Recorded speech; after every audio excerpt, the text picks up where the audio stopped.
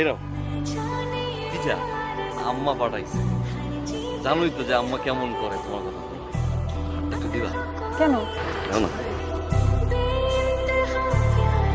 আমি যাই। আচ্ছা দাও। ইস, আমার বয়ফ্রেন্ডটা যদি জাভেদ ভাইয়ের মতো হতো।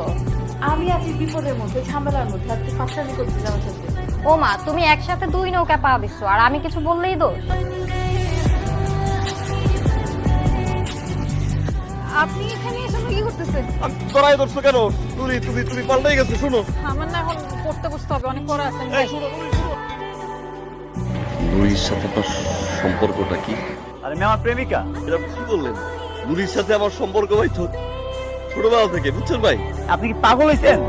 অনেক স্মৃতি ভাই, বাঁচবো না ভাই।